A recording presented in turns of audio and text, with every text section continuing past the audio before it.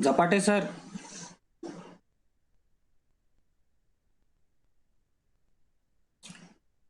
झपाटे sir तयार आहात का?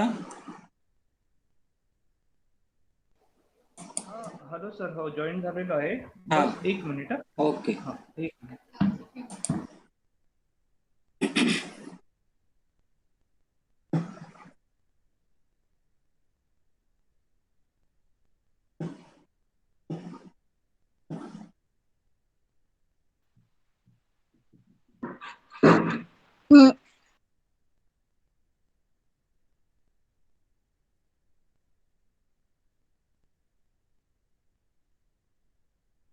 निलिमा काळबांडे मॅडम, प्रार्थनेला सुरुवात करा. Okay sir. हीच मुची प्रार्थना अन हेच मुचे मागणे. हीच मुची प्रार्थना अन हेच मुचे मागणे. माणसाने माणसाशी माणसा समवागणे. हीच मुची प्रार्थना.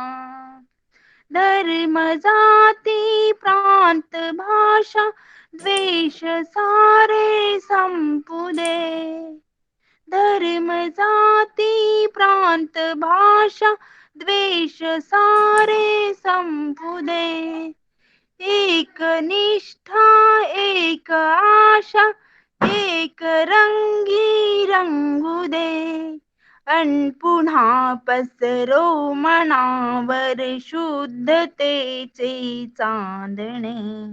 माणसाने माणसाशी माणसा समवागणे. हीच आमुची प्रार्थना.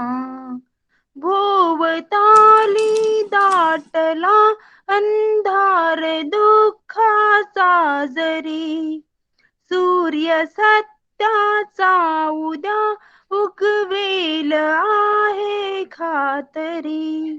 भोवताली दाटला अंधार दुःखाचा जरी. सूर्य सत्याचा उद्या उगवेल आहे खातरी. तोवरी देई आम्हाला काजव्यांचे जागणे. माणसाने माणसाशी माणसा समवागणे. हीच मुची प्रार्थना. लाभले आयुष्य जितके ते जगावे चांगले. पाऊले चालू पुढे जे थांबले ते संपले. घेतला जो श्वास आता तो पुन्हा ना लाभणे. माणसाने माणसाशी माणसा समवागणे. हीच मुची प्रार्थना. धन्यवाद. धन्यवाद निलिमा मॅडम. नमस्कार. राज्यस्तरीय ऑनलाईन वेबिनार मालिकेतील 107व्या पुष्पामध्ये आज या वेबिनारला सहभागी झालेल्या सर्व छात्राध्यापक, अध्यापकाचार्य आणि प्राचार्य या सर्वांचं मनपूर्वक हार्दिक स्वागत. मागील 9 ते 10 महिन्यांपासून जिल्हा शिक्षण व प्रशिक्षण संस्था नागपूर आणि महाराष्ट्र शिक्षण संस्था संचालित महाराष्ट्राध्यापक विद्यालय नागपूर यांच्या संयुक्त विद्यमाने DLED अभ्यासक्रमावर आधारित राज्यस्तरीय ऑनलाईन वेबिनार मालिका हळूहळू पुढे जात आहे. आज 107व्या पुष्पाला आपल्या सर्वांच्या साक्षीने आपण पूर्ण करणार आहोत. आजच्या या आपल्या वेबिनारचा जो विषय आहे तो DLED सेकंड इयर मधील भारतीय समाज आणि शिक्षण या विषयाअंतर्गत घटक क्रमांक 2 भारतीय राज्यघटना आणि शिक्षण यामधला उपघटक शैक्षणिक संधीची समानता. भारतीय राज्यघटनेनुसार तळागाळातील लोकांना शिक्षण घेण्याची समान संधी उपलब्ध करून देणे व त्यासाठी विशेष सवलती देऊन सर्वांना शिक्षणाच्या प्रवाहात आणणे, विशेषतः ज्यांना संधी नाकारली गेली त्यांना संधी मिळण्यासाठी न्याय देणे म्हणजेच शैक्षणिक संधीची समानता होय. या विषयावर आपल्याशी आज संवाद साधण्याकरिता, आपल्याला मार्गदर्शन करण्याकरिता अतिशय होतकरू आणि आपल्याच वयाशी समवयस्क असलेले, ज्यांची वक्तृत्व शैली अतिशय जबरदस्त आहे, अनेक पुरस्कार प्राप्त आहेत, सध्या नागपूरमधील हिस्लाप महाविद्यालयामध्ये सहयोगी प्राध्यापक म्हणून काम करत आहेत. सोबतच राष्ट्रसंत तुकडोजी महाराज विद्यापीठ नागपूर या अंतर्गत अर्थशास्त्र या विभागामध्ये सुद्धा ते सहयोगी प्राध्यापक म्हणून काम करीत आहेत.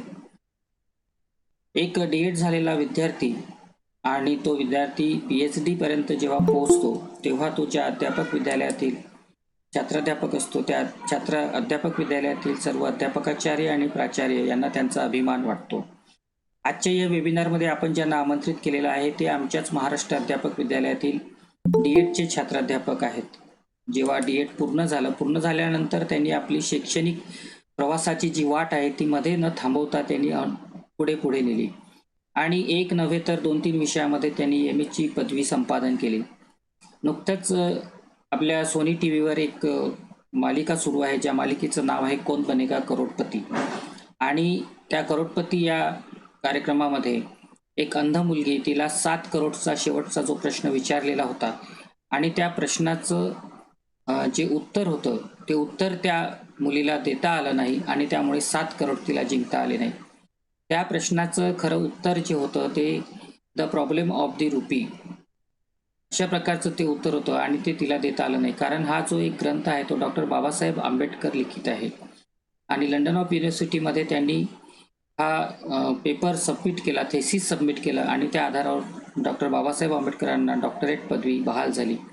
आजचे आपले जे वक्ते आहेत, जे मार्गदर्शन करणार आहेत, त्यांनी आपल्या PhDचा जो विषय आहे तो डॉक्टर बाबासाहेब आंबेडकर यांच्या the problem of the rupee या विषयावरच त्यांनी आपली PhD पूर्ण केली. आणि नुसतीच पूर्ण केली नाही तर जेव्हापासनं PhD आचार्य पदवी त्यांना मिळाली तेव्हापासनं विद्यार्थ्यांची जनजागृती करण्याचं काम ते सतत करीत आहेत. विद्यार्थ्यांच्या हितासाठी झटण्याचं जणू काही त्यांनी एक आव्हानच पेललेलं आहे असं मला या ठिकाणी सांगावंसं वाटतं. शैक्षणिक क्षेत्रामध्ये विद्यार्थ्यांच्या अनेक अडचणी असतात आणि त्या अडचणीला सामोरे जात असताना त्यांचा कोणी वाली नसतो, पण विद्यार्थ्यांच्याच अडचणी दूर करण्यासाठी एक विद्यार्थी जेव्हा पुढे येतो तेव्हा त्या विद्यार्थ्याला नेमक्या काय समस्या आहेत हे जाणीव करून त्या विद्यार्थ्याची पुढची आयुष्याची जी वाट आहे ती सुखमय करण्याचा प्रयत्न ते करीत आहेत. सध्या महाराष्ट्रामध्ये सहयोगी प्राध्यापकांची भरती बंद आहे आणि अनेक असे विद्यार्थी आहेत की ज्यांचं नेट आणि सेट झालेलं आहे, पण त्यांना आपण बेरोजगार म्हणून त्यांचा उल्लेख करतो. बऱ्याच नेट सेट झालेल्या विद्यार्थ्यांना घरी बसावं लागतं आहे. काही नेट सेट झालेले जे विद्यार्थी आहेत, जे तरुण आहेत, ज्यांचं 21व त्यांनी आपलं वयाचं ओलांडलेलं आहे आणि पुढच्या आयुष्याची भावी स्वप्न ते बघत आहेत, पण नोकरी नसल्यामुळे त्या स्वप्नांचा चुराडा होतो की काय असं जेव्हा त्यांना वाटतं तेव्हा त्यांच्या स्वप्नाचा चुराडा न होता त्यांच्या उज्ज्वल आयुष्याच्या त्यांच्या पंखामध्ये बळ देण्याचं काम करण्याचं कार्य आजच्या या आपल्या वेबिनारला सहभागी झालेले सन्माननीय मार्गदर्शन करणारे आदरणीय आयुष्यमान डॉक्टर अमित झपाटे सर यांचं मी या वेबिनारमध्ये मनपूर्वक हार्दिक स्वागत करतो. पुनश्च एकदा या वेबिनारला सहभागी झालेले सर्व छात्राध्यापक, अध्यापकाचार्य आणि प्राचार्य या सर्वांचं मनपूर्वक हार्दिक स्वागत करून मी डॉक्टर अमित कुमार झपाटे यांना विनंती करतो की शैक्षणिक संधीची समानता या विषयावर या वेबिनारला सहभागी झालेले जे छात्राध्यापक आहेत त्यांना आपण मार्गदर्शन करावं, त्यांच्याशी आपण संवाद साधावा. डॉक्टर अमित कुमार झपाटे. धन्यवाद शैलेंद्र गायकवाड सर. खरं म्हणजे महाराष्ट्र अध्यापक विद्यालयामध्ये ज्यावेळेला मी शिक्षण घेतलं त्यावेळेला तत्कालीन मला ज्यांची फार मदत झाली त्याच्यापैकी तुम्ही आहात गायकवाड सर. त्याचबरोबर आपल्या Devtale madam, Shirbhate sir, man madam, हे सगळे त्यावेळेला मैन मॅडम नुकत्याच जॉईन झाले होते त्या वर्षी. तर या सगळ्यांचं सहकार्य मला लाभत गेलं. त्याबद्दल आपले राजूभाऊ का असेना देवतळे सर आहेत, सगळ्यांचं मला मनापासून सुरुवातीला मी आभार मानतो की आपल्या संस्थेमध्ये मी आपलं शिक्षण पूर्ण केलं आणि त्यानंतर आयुष्यामध्ये काहीतरी नव्या बाजूने अभ्यास केला पाहिजे किंवा नव्या पद्धतीनं आयुष्याचं वळण घेतलं पाहिजे असं मनामध्ये आलं आणि मग मी इतर क्षेत्राकडे जे आहे ते वळलेलो आहे.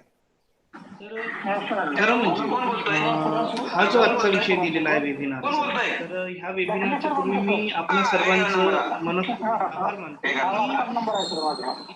वेबिनार मला ज्याला आपण म्हणतो की मला तुम्ही सुरू केली. वेबिनार मला सुरू करणे म्हणजेच काय तर विद्यार्थ्यांना एक प्रकारे वाचनाची आवड, त्यांना ऐकण्याची आवड आणि त्यांच्या सांगोपांग सार्वत्रिक विचारामध्ये जडणघडणीचा जो भाग असतो त्या भागाची तुम्ही मानकरी आहात आणि ज्या सगळ्यांनी हा कार्यक्रम आज अटेंड केलेला आहे तर मला असं वाटते की ते खरे समजूतदारपणाचं एक लक्षण आहे. वेबिनार मला जी आहे ती आपण ऐकली पाहिजे आणि ती ऐकण्यासाठी जे विद्यार्थी, शिक्षक आणि इतर लोक जे जॉईन झालेले आहेत त्यांचं सुरुवातीला मी मनापासून महाराष्ट्र अध्यापक विद्यालयाचा मी खरंच ऋणी आहे. विद्यालयामध्ये राहून मी माझ्या आयुष्याकडे वेगळ्या दृष्टीने पाहण्याचा जो कल आहे तो मला लाभला. माझं 12वीला ज्यावेळेला शिक्षण पूर्ण झालं होतं तर मी नुकताच नागपूरला आलो होतो आणि त्यावेळेला पहिल्यांदा ओळख झालेले जे लोक आहेत ते म्हणजे आपल्या विद्यापीठात आपल्या विभागातले जे लोक आहेत, आपल्या कॉलेजमधले जे लोक आहेत ते सुरुवातीला माझ्या आयुष्यामध्ये बदल घडवणारे हे पहिले लोक आहेत ज्यावेळेला मी नागपूरमध्ये आलो. आजच्या वेबिनारमध्ये मला जो विषय देण्यात आलेला आहे तो म्हणजे शैक्षणिक संधीची समानता. आता यामध्ये 3 शब्द आहेत, एक म्हणजे शैक्षणिक, दुसरी म्हणजे संधीची आणि तिसरी म्हणजे समानता. शैक्षणिक, संधी, समानता असं 3 भागामध्ये याला डिवाइड केलेलं आहे. आता पहिली गोष्ट आहे शिक्षण ज्याला आपण म्हणतो हे शिक्षण कधी बंद होतं का असं जर प्रश्न विचारला तर याचं उत्तर आहे नाही. शिक्षणाची शृंखला ही सुरू आहे. आधी काळापासून जेव्हापासून मानव जन्माला आला तेव्हापासून शिक्षणाची प्रक्रिया जी आहे ती सुरू आहे. त्याला वेगवेगळ्या मार्गाने ती शिक्षण मिळत राहिलं. ती वेगवेगळी मालिका जी आहे शिक्षणाची ती त्याच्या अंगीकारली, त्याच्या जीवनामध्ये परिवर्तन करत राहिली. दुसरा शब्द आहे संधीची. आता या ठिकाणी जी आहे ती गडबड आपल्याला पाहायला मिळते. ती म्हणजे अशी की असलेलं शिक्षण ते सर्वांना मिळेल का, की मिळालं पाहिजे की मिळू नये, किंवा ते मिळू नये यासाठी केलेली तरतूद, ह्या सगळ्या बाबींना आपण संधी असं म्हणतो. तर ह्या दुसऱ्या भागामध्ये शिक्षणाची संधी जी आहे ते नाकारण्याचं काम आपल्या देशात झालेलं आहे. आणि तिसरा जो शब्द आहे तो म्हणजे समानता, इक्वॅलिटी ज्याला आपण असं म्हणतो. तर शिक्षणाची संधी समान करणे हे जे तत्व आहे हे कोणत्या कालखंडामध्ये सुरू झालं या भागात आपण ते बघणार आहोत. तर अशा प्रकारे याला मी 3 भागामध्ये, ह्याच विषयाला 3 भागामध्ये डिवाइड करू शकतो आणि त्या पद्धतीने आपण त्याला स्टेप बाय स्टेप समजून घेऊया. जसं आता शिक्षणाची प्रारंभिक स्थिती काय होती, जसं आता आपण पूर्वीचा कालखंड बघितला तर त्यामध्ये आपल्याला वैदिक कालखंड दिसतो, ऋग्वेदिक कालखंड दिसतो, यजुर्वेदिक कालखंड, सामवेद, अथर्ववेद या सगळ्या वेदाच्या कालखंडामध्ये ही शिक्षण व्यवस्था होती. आणि या शिक्षण व्यवस्थेमध्ये एक वर्ण व्यवस्था होती की ज्या वर्ण व्यवस्थेमध्ये शिक्षणाचं सार्वत्रिकीकरण केलं जावं की केलं जाऊ नये यासाठी मतभेद होते. ते आपण बघूया. जसं सुरुवातीला आपण बघतोय की शिक्षणामध्ये 3 वेद कालखंड आपल्याला म्हणजे वेदाचा कालखंड पाहायला मिळतो. तो म्हणजे सुरुवातीचा म्हणजे आपण म्हणतो तो म्हणजे ऋग्वेद कालखंडामध्ये 3 वर्ण अस्तित्वात होते आणि चौथा वर्ण जो ज्याला आपण ऍडिशनली वर्ण असं म्हणतो तो ऍडिशनली वर्ण त्यामध्ये ऍड करण्यात आलेला होता. आता 3 वर्ण मध्ये कोणकोणते येतील तर ब्राह्मण, क्षत्रिय, वैश्य आणि त्यानंतर चौथा जो वर्ण आहे तो म्हणजे शूद्र वर्ण. तर हा शूद्र वर्ण ऋग्वेदाच्या कालखंडाच्या नंतर ऍड करण्यात आलेला हा चौथा कालखंड. अशा प्रकारे वर्ण व्यवस्थेमध्ये 4 कालखंड ऍड करण्यात आले आणि ह्या चौथा वर्ण जो आहे तो समाविष्ट करण्यात आला आणि मग त्या वर्ण व्यवस्थेमध्ये 4 वर्ण झाले ज्याला आपण ब्राह्मण, क्षत्रिय, वैश्य आणि शूद्र अशा 4 वर्णात त्याला विभाजित करतो. त्याचबरोबर या वर्ण व्यवस्थेच्या व्यतिरिक्तही समाजामध्ये काही असे घटक होते की ज्यांना या वर्ण व्यवस्थेच्या बाहेर ठेवण्यात आलेलं होतं. त्याच्यामध्ये आपण 3 घटकांना समाविष्ट करू शकतो. त्यामध्ये पहिला घटक आहे अनुसूचित जाती, अनुसूचित जमाती आणि तिसरा म्हणजे भटके विमुक्त जमाती. आता ह्या 3 कालखंडामध्ये कशा पद्धतीचं, म्हणजे आता झाले किती, हे 4 वर्ण आणि हा एक वर्णाच्या बाहेर असलेला 5वा वर्ण, अशा 5 वर्णामध्ये भारतीय समाज व्यवस्था जी आहे ती विभाजित झालेली होती. आणि या भारतीय समाज व्यवस्थेमध्ये शिक्षणाचा जो अधिकार आहे तो कोणाला होता? तर शिक्षणाचा अधिकार जो आहे तो फक्त पहिल्या वर्गातील लोकांना होता. आता पहिल्या वर्गातील लोकांना होता, तर त्याच्यामध्ये कोणाला होता? तर त्याच्यामध्ये फक्त आणि फक्त पहिल्या वर्गातील पुरुषांना तो अधिकार होता, तर तो स्त्रियांना अधिकार नव्हता. म्हणजेच शिक्षण ही व्यवस्था फक्त आणि फक्त पुरुषांपुरतीच मर्यादित होती अशी नाही, तर ती फक्त त्या ठिकाणी बंदिस्त अशा प्रकारची ती व्यवस्था निर्माण झालेली होती. तर त्या व्यवस्थेमधून स्त्रियांना पूर्णपणे बेदखल करण्याचा जो प्रकार आहे, तो बेदखल करण्याचा प्रकार जो आहे तो पाहायला मिळतो. म्हणजेच काय, तर ब्राह्मण, क्षत्रिय, वैश्य, शूद्र या 4 वर्णाच्या व्यतिरिक्त वर्णाच्या बाहेर असलेले लोक म्हणजे 5वा वर्ण, आणि त्यामध्येही शिक्षणाचा अधिकार असणारा वर्ग म्हणजेच ब्राह्मण वर्ग, आणि त्या ब्राह्मण वर्गामध्ये फक्त आणि फक्त पुरुषांना शिक्षणाचा अधिकार होता. तर अशा पद्धतीचं म्हणजे शिक्षणाची एक बंदिस्त चौकट जी आहे ती भारतीय व्यवस्थेमध्ये होती. आणि या भारतीय व्यवस्थेमध्ये शिक्षणाचं ज्यावेळेला बंदिस्तीकरण करण्यात आलेलं होतं, तर याचा अर्थ असा की हे शिक्षण फक्त आणि फक्त मर्यादित स्वरूपाचं होतं. आता जुन्या कालखंडामध्ये जे शिक्षण दिलं जायचं ते शिक्षण कशा स्वरूपाचं होतं? तर त्या शिक्षणामध्ये जनरली ऋग्वेद, यजुर्वेद, सामवेद, अथर्ववेद याचा अभ्यास, वैदिक काल, पुराण काल म्हणजे वेदाचा अभ्यास आणि पुराणांचा अभ्यास, या व्यतिरिक्त दुसरा कसलाही अभ्यास त्यामध्ये नव्हता. म्हणजेच काय, तर वेद, पुराण, उपनिषद ज्याला आपण म्हणतो, त्या व्यतिरिक्त शैक्षणिक संस्थेमध्ये दुसऱ्या प्रकारचं शिक्षण दिलं जात नव्हतं. आता शिक्षण व्यवस्था कशी व्हायची, तर ती राहायची गुरुकुल पद्धतीची राहायची. मग तो गुरुकुलचा एक अधिकारी असायचा, तो शिक्षण त्या पद्धतीने द्यायचा. आता शिक्षण देत असताना सुद्धा एका पिढीकडून दुसऱ्या पिढीकडे ज्या वेळेला शिक्षणाचं हस्तांतरण होत व्हायचं, त्यावेळेला हा जो गुरु असायचा तो गुरु आपला गुरुमंत्र राखून ठेवायचा. म्हणजेच काय, तर प्रत्येक गुरुने प्रत्येक नॉलेज आपल्या शिष्यापर्यंत पोहोचवू नये, तर त्याच्यातील एखादा तरी ज्याला आपण म्हणतो अस्त्र, तो आपल्या जवळ असला पाहिजे. आणि अशा प्रकारे गुरुकुलातील प्रत्येक शिक्षकाने आपल्या जवळचं एक एक मंत्र स्वतःजवळ ठेवला आणि त्या शिक्षणाचा त्याच्या मृत्यूनंतर ऱ्हास झाला. म्हणजेच त्याच्या मृत्यूनंतर त्या शिक्षणाचा पूर्णपणे ऱ्हास झाला. म्हणजेच काय, तर प्रत्येक गुरुने आपल्या जवळचा एक कानमंत्र, ज्याला गुरुमंत्र असं परीक्षा, म्हणतो, मराठी गुरुमंत्र व्याकरण, आपल्या शिष्याला प्रयोग. दिला नाही आणि त्यामुळे त्या शिक्षणाचा ऱ्हास झाला. असे बरेचसे उदाहरण आपल्याला पाहायला मिळते. शिक्षणाच्या संधीमध्ये ही जी विषमता पेरल्या गेलेली आहे, ही विषमता कुठल्या आधारावर आली, तर याला जर कारण कोणतं असेल तर ते शिक्षण व्यवस्थेतील 1200च्या म्हणजे इसवी सनाच्या 200 म्हणजे इसवी सनाचे 200 ते 12वे शतक, या 200 ते 12वे या शतकाच्या दरम्यान 200 ते 400 अशा प्रकारचा आपण 200 वर्षाचा कालखंड काढला, तर त्या ठिकाणी एक आणखी ज्याला आपण म्हणतो मनुस्मृतीचा जो उदय आहे, तो उदयाचा कालखंड, आणि ज्या कालखंडामध्ये शिक्षणाच्या सार्वत्रिकीकरणावर किंवा शिक्षणाच्या अभ्यासावर बंदी जी आहे ते पूर्णपणे लादण्यात आली. मनुस्मृतीचे वेगवेगळे अध्याय आहेत की ज्या अध्यायामधून आपल्याला स्पष्ट दिसते की ज्यामध्ये शिक्षणाचा अधिकार पूर्णपणे मार्गदर्शन नाकारला गेलेला आहे.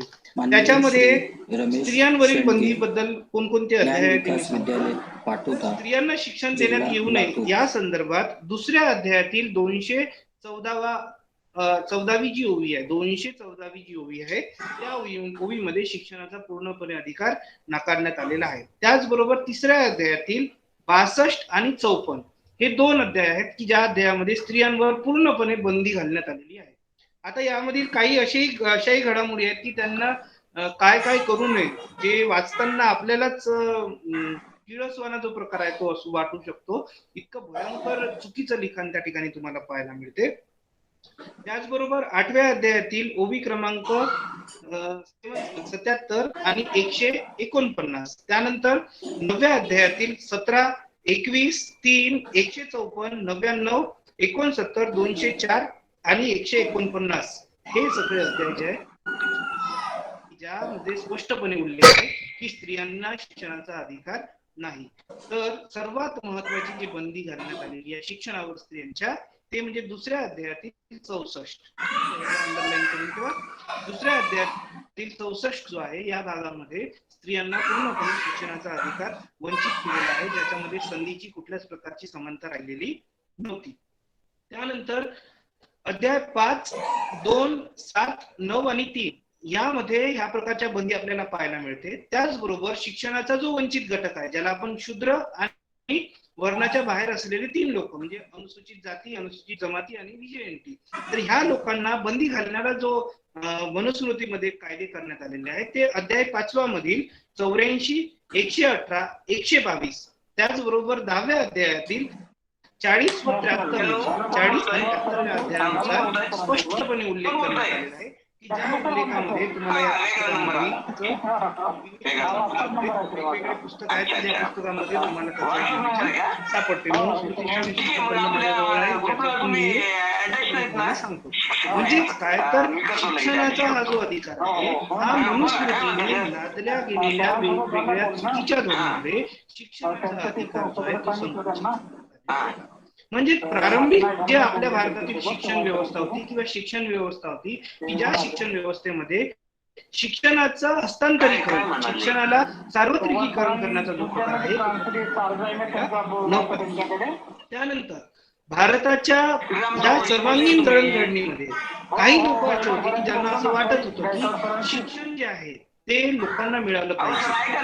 ते आपल्याला इसवी सनाच्या 12व्या कालखंडापासून ते पाहायला मिळते. महाराष्ट्रामध्ये एक संतांची परंपरा, ज्ञानेश्वर महाराजांचं नाव ऐकतो, संत नामदेवांचं नाव ऐकतो,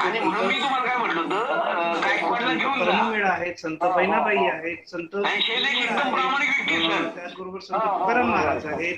ही जी 1200 ते 1600च्या कालखंडामध्ये शिक्षणाची जी परंपरा लागली ती संत साहित्याने सुरुवात केली. संत ज्ञानेश्वरांनी रचलेला पाया त्याच्यावर तुकाराम महाराज बळच झाले असं आपण म्हणतो. तर ही संत परंपरा आली आणि या सर्व मंडळींनी शिक्षण हे शिक्षणाचं महत्व जे आहे ते समाजाला पटवून त्यांच्यावरही वेगवेगळ्या पद्धतीने अन्याय झाला. त्यांनी ज्या ज्या वेळेला शिक्षणाचा प्रचार करण्याचा प्रयत्न केला त्यावेळेला त्यांच्यावरही अन्याय झाला. संत साहित्यामधून पाहिजे त्या पद्धतीनं जे लोकांना आलं पाहिजे, घेतलं पाहिजे अशी क्रांतिकारी चळवळी जी आहे त्या झाल्या नाही. पण त्यांनी सुद्धा शिक्षणाचं महत्व जे आहे ते मांडलेलं आहे. जसं आपण आता विश्वात्मके देवे सोनी मज द्यावे पसायदानामधून सांगतो चंद्रमेजे अलांछन मार्तंड जे तापहीन ते सर्व म्हणजे चंद्र ज्या पद्धतीनं चंद्रावर ज्या डाग आहेत, मार्तंड जे तापहीन प्रामाणिकपणे साथ देणार सज्जन माणूस तुम्हाला तुमच्या चुका दुरुस्त करतो अशा पद्धतीचं विवेचन. संत तुकाराम महाराजांनी तर स्पष्ट म्हटलं आहे की असाध्य ते साध्य कराया सायास कारण अभ्यास तुका म्हणे. असाध्य गोष्ट साध्य करायची जर असेल तर तुम्हाला शिक्षणाशिवाय पर्याय नाही आहे. शिक्षण का आवश्यक आहे तर बुडते हे जण देखवेना डोळा, बुडणारे हे जण जे आहे ते या डोळ्यांनी मी पाहू शकत नाही. बुडते हे जण देखवेना डोळा म्हणून कडवडा येत असे. बुडते हे जण देखवेना डोळा म्हणून कडवडा येत असे अशा पद्धतीची भूमिका संत तुकाराम महाराजांनी मांडली. काय तर याच्यामधून त्यांना शिक्षणाचं जे महत्व आहे ते सांगायचं होतं. परंतु भारतामध्ये खऱ्या अर्थानं शिक्षणाच्या ज्या चळवळी सुरू झालेल्या आहेत त्या महात्मा ज्योतिबा फुले यांच्या भारतातील आध्यात्मिक शिक्षण, शास्त्रीय शिक्षण किंवा ज्याला आपण म्हणतो की ज्या शिक्षणाच्या आधारे भारतातील शस्त्रविद्याचं शिक्षण असो की ज्या शिक्षणाच्या आधारे भारताच्या जडणघडणीत वाटा होता त्या जडणघडणीच्या वाट्यापेक्षा खरं सार्वत्रिकीकरणाचं शिक्षण आहे की सार्वत्रिकीकरणाचं शिक्षण या देशातील तळागाळातील प्रत्येक लोकांच्या घरी पोहोचलं पाहिजे, प्रत्येकांना ते शिक्षण घेता आलं पाहिजे. यासाठी खरी आणि ठाम भूमिका जर कोणी राबवली असेल या भारतामध्ये सर्वात प्रथम तर ते महात्मा ज्योतिबा फुले यांनी शिक्षणाची व्यवस्था ज्यावेळेला निर्माण केली तर ही शिक्षणाची व्यवस्था निर्माण करत असताना त्यांनी स्त्रियांना ज्या पद्धतीनं मनुस्मृतीमध्ये वेगवेगळ्या ग्रंथात त्यांना बंद करण्यात आलेलं होतं त्यांना सुरुवातीला मुक्त करण्यात. भारतातील स्त्रियांना शिक्षण नसणे म्हणजेच काय झालं तर शिक्षण नसणे याचा अधिकार काय झाला तर 50% स्त्रिया ज्या आहेत त्या शिक्षणापासून वंचित झाल्या. म्हणजेच राहिले किती 50%. त्याच्यामध्येही 3 घटक ब्राह्मण, क्षत्रिय, वैश्य, शूद्रांना तो अधिकार नव्हता. तर याच्यामध्ये फक्त आणि फक्त पुरुषांना तो अधिकार होता आणि त्यामध्ये ब्राह्मण पुरुष, तर त्या ब्राह्मण पुरुषांना शिक्षणाचा अधिकार होता. म्हणजे जवळपास शिक्षणाचा अधिकार जो फक्त 10% लोकांपर्यंत होता, 5% लोकांपर्यंत होता, तो महात्मा ज्योतिबा फुल्यांनी सार्वत्रिकीकरणाच्या माध्यमातून तो शिक्षणाचा अधिकार सर्वांसाठी खुला केला. आणि महात्मा ज्योतिबा फुले जे आहेत ते पहिले शिक्षणाचे खरे उद्गाते आहे की ज्यांनी भारताच्या शिक्षण प्रणालीमध्ये मोठ्या प्रमाणात बदल घडवून आणला. आता महात्मा ज्योतिबा फुल्यांनी हे शिक्षण देत असताना त्यांच्या पुढे जी समस्या आली, तर ती समस्या सॉल्व्ह करायची होती की स्त्रियांना कसं शिकवायचं. तर स्त्रियांना शिकवण्यासाठी त्यांनी काय केलं की स्वतः आपल्या पत्नीला पहिलं शिक्षण दिलं आणि पत्नीला शिक्षण दिल्याच्या नंतर तिच्या माध्यमातून त्यांनी या भारतातील स्त्रियांना शिक्षण देण्याचं कार्य सुरू केलं. आता स्त्रियांना शिक्षणाचा अधिकार ज्या वेळेला मिळायला लागला, तर काही लोक जे होते की ज्यांना असं वाटत होतं की ज्यामध्ये धर्म बुडेल, जाती व्यवस्था टिकली होईल, हे लोक त्या दाम्पत्यावर म्हणजे फुले दाम्पत्यावर आणि सावित्री दाम्पत्यावर दगडफेक करणे, त्यांना मारणे, त्यांना त्रास देणे, त्यांच्या शाळेवर माती फेकणे, जेवणामध्ये अन्नामध्ये माती कालवणे, अशा प्रकारचे चुकीचे काम ते करायचे. आणि त्या माध्यमातून इतक्या कठीण परिस्थितीमध्येही त्यांनी शिक्षणाचा अधिकार जो आहे तो सुरू ठेवला. आता हे ज्या वेळेला महात्मा ज्योतिबा फुल्यांनी केलं, तर त्यावेळेला त्यांच्यासोबत सावित्रीबाई होत्या, फातिमा शेख होत्या, त्यांचे मित्र होते. तर अशा विविध लोकांनी त्यावेळेला पुण्यामध्ये शिक्षणाची परंपरा सुरू केली. तुम्हाला ती माहिती आहे की शिक्षण 1848ला, 51ला, 53ला ज्या शाळा काढलेल्या त्या संस्थेची नावं सुद्धा तुम्हाला माहित आहे. तर ही झाली शिक्षणाची सुरुवातीची संकल्पना. हंटर कमिशनच्या पुढे पहिल्यांदा साक्ष देण्याचं काम जर कोणी केलेलं असेल, तर शिक्षण विषयक पहिलं हंटर कमिशन पुढे, भारताच्या हंटर कमिशन पुढे शिक्षण विषयक धोरणावर भाष्य करण्याचं काम जर कोणी केलेलं असेल, तर महात्मा ज्योतिबा फुले यांनी केलं. आणि या भारतामध्ये शिक्षण व्यवस्थेमध्ये प्रारंभिक शिक्षणाबरोबरच या शिक्षणाला कायदेशीर चौकटीमध्ये बसवण्याचं काम, म्हणजेच सर्वांना मोफत शिक्षण देणे, 14 वर्ष वयोगटातील विद्यार्थ्यांना शिक्षणाचा अधिकार देणे, शिक्षण सर्वांना असलं पाहिजे, हे सर्व कायदेशीर चौकटीत बसवण्याचं पहिल्यांदा काम जर भारतात कोणी केलेलं असेल, तर ते करवीर संस्थानाचे संस्थाचालक, ज्याला आपण म्हणतो राजर्षी शाहू महाराज यांनी बडोद्याचे जे सयाजीराव गायकवाड आहे, यांनी जे 1916 आणि 1919 या कालखंडामध्ये 1913ला सुरुवातीला मोफत शिक्षणाचा अधिकार सयाजीराव गायकवाड यांनी 13 मध्ये दिला, पण शिक्षणाच्या सार्वत्रिकीकरणाचा 19 मध्ये जो GR आहे तो करवीर संस्थानाच्या गॅझेटमध्ये पाहायला मिळते. म्हणजेच काय, तर शिक्षणाच्या सार्वत्रिकीकरणाचा जर लिखित पुरावा तुम्हाला कुठे मिळत आहे, तर तो करवीर संस्थानाच्या गॅझेटमध्ये, म्हणजेच कोल्हापूरच्या संस्थानाच्या गॅझेटमध्ये राजर्षी शाहू महाराजांनी या शिक्षणाचा सार्वत्रिकीकरणाचा पहिला प्रयोग जो आहे तो केलेला आहे. त्याचबरोबर आधुनिक कालखंडामध्ये या शिक्षणाला संविधानिक स्वरूप देण्याचं काम जर कोणी केलेलं असेल, ज्या शिक्षण व्यवस्थेला आज आपण मानतो, जे शिक्षण व्यवस्था आज आपल्या पुढे आहे, हे शिक्षणाचे अधिकार कोणाला असले पाहिजे, ही शिक्षण व्यवस्था कशी असली पाहिजे, या शिक्षण व्यवस्थेचे अधिकार कोणाला राहतील, या शिक्षण व्यवस्थेला पुढं कसं न्यायचं, या सगळ्या बाबीचा सांगोपांग जर विचार कोणी केलेला असेल, तर तो भारताच्या संविधानामध्ये आपल्याला पाहायला मिळते.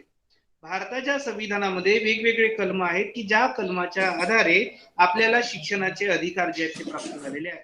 शिक्षण इट इज अ राईट, ते काय आहे, शिक्षण हा अधिकार आहे, हा आपला मूलभूत अधिकार आहे. मूलभूत अधिकाराची शृंखला ज्या वेळेला बनवण्यात आली, तर त्या मूलभूत अधिकाराच्या शृंखलेमध्ये तुम्हाला काय पाहायला मिळते, तर या मूलभूत अधिकाराच्या शृंखलेमध्ये आपण जी समानता म्हणतो, संधीची समानता असली पाहिजे. तर ही संधीची समानता, ज्याच्यासोबत संधी आणि दर्जा या दोन बाबी आहेत, ही संधीची आणि दर्जाची जी समानता आहे, ती समानता आपल्याला संविधानाच्या 14 ते 18 या कलमामध्ये, ज्या कलमाला समतेचा हक्क किंवा समतेचा अधिकार अनुच्छेद 14 ते 18 यामध्ये आपल्याला तो पाहायला मिळते. तर त्यामध्ये धर्म, वंश, जात, लिंग आणि जन्मस्थान, धर्म, वंश, जात, लिंग आणि जन्मस्थान या आधारावर कुठल्याही प्रकारचा भेदभाव न करता सर्वांना कायद्यापुढे समानतेचं जे तत्व आहे ते संविधानाच्या पहिल्या कलमामध्ये, म्हणजे मूलभूत अधिकाराचा पहिला कलम म्हणजे संमतीचा हक्क, त्याच्यामध्ये अनुच्छेद 14 ते 18 यामध्ये आपल्याला तो पाहायला मिळतो. त्यामध्ये कायद्यापुढे सर्वांना समानता हा अधिकार लागू करण्यात आलेला आहे. त्यानंतर 19 ते 22 या अधिकारामध्ये आपल्याला स्वातंत्र्याचा अधिकार प्राप्त झाला. त्याचबरोबर शोषणाविरुद्धचा अधिकार, ज्याला आपण म्हणतो की कुठल्याही प्रकारची वेठबिगारी असू नये, जोखीम असू नये, जोखमीच्या ठिकाणी काम करायची कोणाला सक्ती करण्यात येऊ नये, कुठल्याही प्रकारचे जोखमीचे काम त्यांच्यावर थोपवू नये, माणसाचा व्यापार करण्यात येऊ नये, या संदर्भातले जे कलम संविधानामध्ये आलेले आहेत ते कलम 23 आणि 24 या दोन मध्ये आपल्याला पाहायला मिळते. त्याचबरोबर धार्मिक स्वातंत्र्याचा जो अधिकार आहे ते कलम 25 ते 28 यामध्ये धर्माच्या स्वातंत्र्याबद्दलचा आपल्याला अधिकार आहे. आणि त्या सर्वांमध्ये जो पाचवा आपल्याला राईट्स दिलेला अधिकार, ज्याच्यामध्ये सांस्कृतिक व शैक्षणिक अधिकार ज्याला आपण म्हणतो, तर हा शैक्षणिक अधिकार संविधानामध्ये कलम 29 आणि 30 यानुसार जो आहे तो देण्यात आलेला आहे. आता कलम 29 ते 30 या अधिकारामध्ये, संविधानाच्या कलम 29 आणि 30 यामध्ये काय आहे तर शिक्षण विषयक अधिकार आहे. आता या शिक्षण विषयक अधिकारामध्ये कोणाचा समावेश आहे तर या शिक्षण विषयक अधिकारामध्ये 3 घटकाचा प्रामुख्याने समावेश आहे. एक म्हणजे शिक्षणाचं सार्वत्रिकीकरण, सर्व लोकांना शिक्षणाचा अधिकार आहे, तो समतेचा अधिकाराच्या तत्वाखाली, हे समतेचं तत्व कलम 14 ते 18 यामध्ये समाविष्ट करण्यात आलेलं आहे. ते कलम 14 ते 18च्या नुसार म्हणजे शिक्षणाचा अधिकार जो आहे तो मिळाला पाहिजे, म्हणजे शिक्षणाच्या सार्वत्रिकीकरणावर भर. दुसरं, अल्पसंख्याकांना शिक्षणाचा अधिकार देण्यात यावा, त्यांना वेगवेगळ्या संस्था काढता आल्या पाहिजे, त्यांना वेगवेगळ्या इन्स्टिट्यूट मधून त्यांना धार्मिक स्वातंत्र्याचा अधिकार देता आला पाहिजे, धार्मिक शिक्षणाचा अधिकार देता आला पाहिजे. म्हणजेच अल्पसंख्याक लोकांना या देशामध्ये आपण सुद्धा सिक्युअर आहोत, आपण सुद्धा सुरक्षित आहोत, ही भावना त्यांच्यामध्ये जोपासण्यासाठी, त्यांना ते समजून येण्यासाठी हे या ठिकाणी नमूद करण्यात आलेला आहे.